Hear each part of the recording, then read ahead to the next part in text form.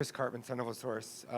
So Kenny, with the bye week, can you give us any update on maybe some guys who could be available now or status? Yeah, offensively, hopefully Isaiah is back. Hopefully Cade will be back and healthy from those two guys. So hopefully those two come back for us. That'd be huge. Running backs to Carlos Brooks. We hope to get back this week or next week. Just kind of still feeling that out. Defensively, the break for JC was a positive, so he's still, battling back and getting back to full speed, but he played, over half the snaps last, 2 weeks ago, so I feel like he'll be good. So I feel like the guys that were out for, not season endings got healthier, still banged up, but, definitely better than what we were. How much can that help you, especially with the offensive front? Yeah, it's huge. I mean, like I said, last game we were down quite a few guys. So to get two guys back, if we were to get an Isaiah and a Cade and a Sione is still questionable. Hopefully, he comes back and practices, and you were to gain three of your guys back. That's three guys that were starters to start the year. That is a critical, addition if that happens. But we'll still have to monitor throughout the week because we haven't seen them practice yet. And then Bram's done pretty well in pass pro, especially. So how do you look at Isaiah? Like, could one play right tackle, one left tackle, or? Depending on who's healthy, the combination of getting the best 5 to 8 guys in rotation. I think that's the key. Is there's different theories. You can play 5 guys all game. I think if you play 5 guys all game, you should have 5, world beaters up front. I think the combination of trying to get to 7 or 8 is the number to keep guys fresher and healthier, especially when you're banged up, is the ideal situation. So really depending on what guys are available, can we get to that number 8? And if he is in, where does the other guy go? Kind of combination to get the best 5 on the field. Coach Rubino, Devils Digest. Kenny, obviously last week is devoted to self-scouting. Was there one element in specific that was eye-popping, maybe in a good way or a bad way, maybe something that you didn't really think earlier in the season was an issue or maybe a pleasant surprise, and as you self-scout, it really comes up to the surface more? Yeah, obviously third downs, specifically third and shorts and fourth and shorts for us, which we knew, but it's just, another glaring deal that we've got to get better at. We were better at it the prior week. I believe we were 2 for 2 on fourth and short scenarios. And then defensively, third and longs, too many third and extra longs are being converted, which has to be cleaned up, and not like third and 9, which I call long, third and 18s, third and 22s. Too many third and just, absurds. That have accounted for 21 points, which is crazy to think about when you have the third and absurds and they account for 21 points in a season when your defense is playing well. Imagine how much better we still could play, and that was really the message. And then offensively, explosive plays. Our longest rush, we're half through the season, is still 18 yards. That's like we have to find a way to change that. So. We've tried to do different things, to be honest, the last 3 weeks to change that. We're going to try some other things this week to change it because you're just not going to win many football games if you can't create explosives. And specifically, if you can't run the ball, or create explosive runs in any way, shape, or form, that limits you to true drop back. And if you're true drop back, you better be ready to be able to pass protect and throw the ball down the field and drop back. So we're really looking at those explosive plays. Now, how can we create that without necessarily holding on to the ball? You're facing another great quarterback. You obviously did a good job on Shador and really Caleb, too. Now you're facing Penix, and he's another problem. How do you kind of contain him? Yeah, contain is the correct word. His release is incredible. The ability for him to get the ball out to somewhere he's not looking. I mean, he had to throw this Saturday, throwing the ball to his left on a third down where he was looking to his right and there was a free hitter on his left. And, I mean, he got the ball from the moment that he wanted to release the ball into the receiver's hands, who was 12 yards away down the field for a first down, I could have sworn it was 2 seconds. It was throw catch. And because he has a strong arm, he's got a quick release, and I think that's one of his greatest skills is he doesn't get sacked. He doesn't get sacked because this is year, I believe, 5 in this system. He was with Coach at Indiana, and he had a lot of success. And then he came out here, and this is year 2 here. So this is a guy, year 4 in the system. This is a guy who's so comfortable in their system, and he's a vet, and he's a freakish talent. Yeah, he's really good. Get one follow-up, too. We haven't talked about Jaden in a while, and obviously you'd said before you'd like to preserve his red shirt. Any sense that he may or may not come back at all this year, or a couple games, or when? Or? It just depends on how the rehab goes. He's been doing a good job rehabbing it and getting out, and he's going to start to get a little bit more engaged just in terms of the game plans and being more dialed in and stuff like that this week, just to get his mind back in that mold. Because he's been focusing on the physical side of the rehab, and he's still going to do that. So it just depends on where he is, in 2, 3, 4 weeks from now. Outside of the Washington, outside of Penix, what makes the Washington offense just so special in your eyes? Motion, shifts, eye candy. They do the same stuff, and they present it a bunch of different ways. They do a really good job. Their staff. Obviously, their offense coordinator and their head coach they've been together for a long time, and they do a really, really good job creating leverages in the passing game with split variations. So, they threw a double post last week off of a cut split versus quarters where they created an advantage play versus an outside leverage corner. So they do such a good job varying that up, and then their offensive line is good. And that helps, when your offensive line can pass protect 4 on a consistent basis, and you can go through your 3rd, 4th, 5th reads on a consistent basis, you're going to be a good passing team when you combine that with the weapons they have, the scheme they have. So I would say this is one of the rare teams that has difficult scheme with good players, great quarterback. And not many times do you have to play all 3. Usually you get to play, a simple scheme, and we're going to beat you through our players. And then they have better players. Very rarely do you have to play a team that is super well coached with great players that use advantage plays, which is kudos to them. They do a really good job. I think Coach DeBoer is one of the top offensive minds in football, one of the top head coaches, and kudos to him. Blake Neiman, Cronkite Sports. Coach, just playing against Washington last year when you were at Oregon, from an offensive standpoint, how do you try and match that level of offensive production on your side to keep up with Washington? We get a lot of first downs. Last year, this is a defense that they've changed. I shouldn't say they've changed. Their identity of who they were last year was a quarters team, and they've kind of changed that.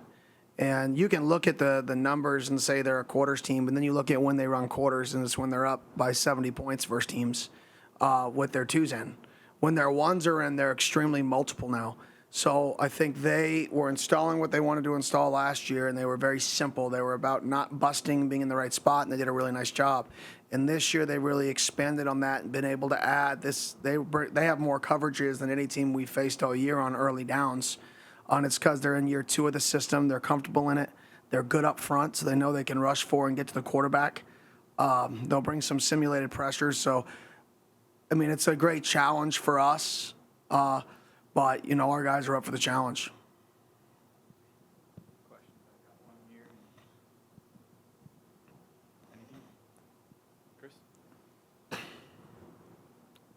Yeah, Kenny, you've worked with some of your receivers in the backfield, and just kind of wanted to get your thoughts about how you think that's actually functioned and what you might be able to do to build upon that.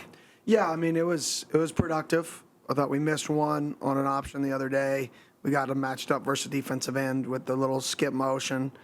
But we're just trying to create explosives. And so some of those guys are our most explosive players. So trying to put them in different spots to create the best one-on-one advantages we can create. So if a team is going to treat one of our wideouts as a running back and play the same coverages, the same match principle defense, and now their will linebacker, their defensive end has to cover a wideout in the passing game, which we've gotten a few times, right? That's a big advantage play for us. So I think week by week, depending on how a team plays defense, if a team is a true zone defense, there's not as much advantage as it is as a team who matches coverages more. So basically, you can run the pick and roll and get a center on your point guard versus a team that's going to just zone everything off, not run the pick and roll. It's useless, like when you're creating those advantages. So I think that just depends on the team we play and what they do defensively, how much of that we're going to do. Hey, Coach, Jordan Ham, Sports 360 AZ. During this bye week, have you had a chance to kind of self-reflect and look at the big picture of the first half of this season, and what surprised you about, kind of going through this process first year as a head coach? Yeah, I mean, I obviously, from a football standpoint, I've looked back and a lot of what ifs, a lot of man, that was close. If we just did this better, we could be 3-3, right? If we just did this better, we could be 4-2. I mean, it's just that, but that's how close football is, and that's why winning is hard, and that's why winning, takes time. In terms of me, I didn't really have time to reflect myself on my own personal experience. I was more trying to figure out how to put our players in the best position moving forward this year. After the season, I'll definitely look back and reflect. Obviously, I take notes every week on just schedules and what I liked, what I didn't like, the staff, away game schedules, all the other stuff that goes into it. And we'll talk about those things when the season ends. Yeah, we saw in pregame and also last week in practice that Jalen Connors is working more with the receivers than the tight ends. Is that something that you're evaluating, or what's your sort of perspective on Yeah, last week, schematically, we were doing a lot of 3-by-1 sets and trying to isolate the boundary corner and some stuff to work one-on-ones. We felt like we were in a lot of open sets in general last week, so we could either put him at the point, to block for the perimeter screens, or we could put him over at the X, in which he could, have some one-on-ones, which we tried to give him some early. Unfortunately, he was, sick, so he's going to continue to be moved around, around the field. He'll work out with the H's, but just throughout different game plans, he will become the soloed X a little bit, but for us, that's not the X. So moving forward, he'll get back to the H. That was just more of a game plan deal and just what was best for him and us going into that week. And then in consideration of trying to get more explosives and looking at some of these things, like the way that you use Jalen or receivers in the backfield, how much do you go back to prior years and think about personnel composition or anything else that jogs an idea? Yeah, I go to prior years, then I look at the explosive plays in college football this year. Because if I go back, to look at 8 years ago, every defense is going to play tight quarters, and your explosive plays are going to be some sort of play-action posts because it's a tight quarters game because it was quarterback run-driven game at that point. Well, the game has evolved past that, and teams have become a little bit more, significantly more one high again because the quarterback run game is not as prevalent in college football as it was 8 years ago, which means now all your 3-level floods, your throwbacks, your one-on-one throws, those are becoming the trends in terms of I usually look for creative ways to run screens, creative ways to run throwbacks, creative ways to, scheme up open people. Because at the end of the day, if you face a post-safety defense, everybody's going to run post-wheel. If you face a quarter team, everybody's going to run post-climb. That is everywhere in college football. And if those plays aren't creating your explosives, now how you do that, creating leverages and splits and motions to create the leverages to run the same thing, that's what makes coaches really good. But if you're still not having success with those, then how can you create a little more uniqueness to try to get one, like the quarterback sneak with no lineman last week? Like, how do you do things that are a little bit different based off of what your struggles are? And that's always what I'm looking for. You can't make an excuse. Nobody cares. Like, you go find a way to be better. That's it. Every single day, find a way to be better. Nobody gives a crap if you're running for 3.8 yards a carry, right? Find a way to run the ball. So we're going to be more creative in that to find a way to run the ball. and try to find a way to be explosive, even if that's ball in hand explosives. Coach, big theme from the Oregon-Washington game was the aggressiveness on fourth down on Oregon's side. Has their lack of success at points in that game on fourth down affected your mentality towards fourth down this week? Yeah, I mean, I thought that game was a really, really good football game. You look at Coach DeBoer went for it at the end of the second half, or at the end of the second quarter in the 2-minute drill and converted a 4th and 1. Right? Great job being aggressive and getting and extending the drive. You looked at him at the end of the game going for it. So it wasn't just one side of the ball that was being aggressive in that game. It was both sides of the ball. They're both those coaches are really good football coaches because they play to win the game. They play aggressive, and they attack over and over again. So I think it just comes back to, critical moments and, win or lose games. And, we've faced those where our critical moments haven't been our best moments, which has been unfortunate. And those critical moments can completely change the game. So to answer your question, no. Hey, Coach. Caleb Campetto, Devil's Digest. You kind of talked about earlier about some of the guys that are coming back from injury. Have you noticed, although early, kind of any extra excitement or confidence? As this is obviously a big test, big road trip, but also this might be back to where you guys are more 100%, where you guys are able to move maybe a little bit more efficiently, or just some of the guys having a little bit more confidence in each other, like we're healthy, we might be a little bit deeper in some areas? Yeah, I mean, I definitely feel like the guys just, taking a break, not just physically, but mentally, is important for people to get refreshed. So I think there was definitely like a sense of, okay, we're ready to get back to work. Like we're ready to go back and continue to get better. So I definitely felt that. In terms of physically and on the field, I don't know yet. We'll find out when we practice on Tuesday. But I'd be lying if I told you. I mean, it's still a week. So it's not like we all went into the Austin Powers ice machines and then became like a new person. Like we still have bumps and bruises. I wish we could do that. What's that? I don't even know what that deal's called, but everybody knows what I'm talking about.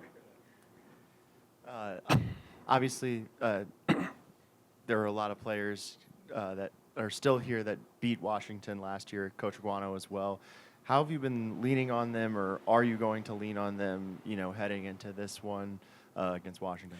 Well, I mean, you look at that game, and I told the guys today it was the pick six. If you want to win games like this, you have to be the team that has the pick six on your side. There was a drive in the second half where they stopped them on a 4th and 1 on the -28, -32. They stopped Washington when they went for an aggressive 4th and 1 call, which I think is a good decision because that's why they're good on offense, is because the coach is so aggressive. But they stopped them. So they won those 2 downs, and those 2 downs equated to 14 points. That's the football game. So I think when you're looking at the why, and they ran the ball at a high rate, over 6 yards carry. So if you run the ball for over 6 yards carry, you create a 4th and 1 stop on their own -28, and you get a pick six, the odds of winning the football game are through the roof. So I challenge our guys that we got to have those explosive plays, not just on offense. We got to have those explosive plays on defense and special teams to put us in position to win the football game. I saw, I think last week that you retweeted something about Utah's players getting leased trucks for an NIL thing. And I just wanted to know, from your perspective, kind of where ASU is at in that respect right now, and how important is that in the success of college football teams now? Yeah, I mean, I retweeted it because I'm happy for the kids. I mean, to be honest, that's cool. That's awesome. Like, anytime somebody gets something like that, that's pretty cool for them. Like, they all get a brand new truck. I mean, that's awesome. So that's why. I mean, people get all in their feelings about it, and I see something that's cool, and I'm like, that's cool. All those kids get a car. Right? It's very, very simple. In terms of us, I think we are very close to turning a corner in the space, and it is essential. I mean, point blank, it's absolutely essential. It's essential. I mean, there's not a better word that can describe its value other than that.